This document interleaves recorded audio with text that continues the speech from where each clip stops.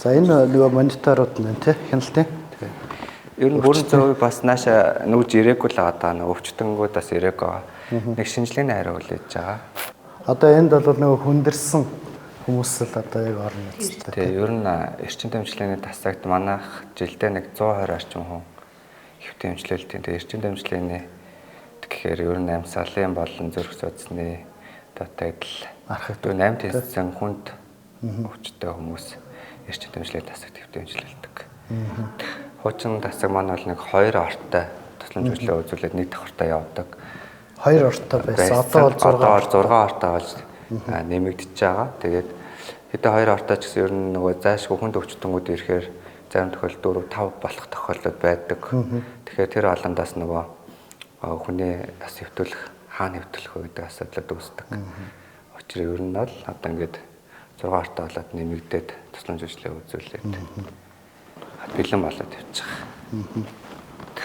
Одоо л энэ бол нөгөө нийлүүлэгдсэн орнууд те яамнаас авсан. Энэ дэлхийн зөнгөөр нэг өөр олон жилийн өмнө ирсэн юм аа энэ пункт орнууд. Монитор эдэр бол хуучин бол байсан. Зөвхөн энэ нь бол дотоод заслууд. Ер нь засрууд хийгдээд бусад хоног төхөөрөмжүүд бол ер нь бүгд бэлэн хяналттай монитор за тэгээд заашгүй бас нэг зүйл амьсгалын аппаратаас байх ш. Бүхэл байх ёстой юмнууд бол ер нь хангагдсан гэсэн үг тийм.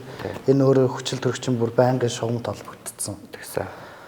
Дээрэс нь одоо ингээд мониторууд за өвчтний одоо яг зориултын ор за ингээд сувилагчийн пост тэгээ бусад ингээд хөвд хангагдсан гэж бэлэн байна. За тэгээ эрчим дамжлагын тасагт бол заашгүй шаардлагатай байх тоног төхөөрөмжүүд гэх юм бол пункт зор байх шаардлагатай. Хүнд өвчтөд удаан хугацаар хэвтэн эмчлэх шаардлага гардаг. За тэгээ хүчил төрөгчийн систем буюу нэгдсэн хүчил төрөгчийн систем өөнд одоо урсгал ханаар болон амьсгалын аппаратыг бас заашгүй холбох шаардлагатай. За мөн хяналтын өвчтний монитор, за бусад эхо болон цусны хийжилтийн шинжилгээ эдэр хийх шаардлагатай тоног төхөөрөмжүүд бол бас манай тасагт бол бүрэн хангагдаад ажиллаж байгаа.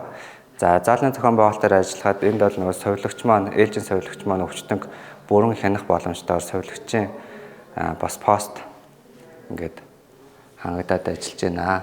Эрүүл мэндийн төв маань цаашид ер нь их засварын ажлыг хийхээр төлөвлөөд ажиллаж байгаа. ГД блокгүй амбулаторын хэсэг маань 24 онд зураг хийгдээд 26 онд нийслэлийн төсөв батлагдаад одоо тендерын зарлагдаад явж байгаа. Одохгүй амбулаторын хэсэг манаас засвар үйлчлэл хийгдэхээр төлөвлөөд ажиллаж байгаа.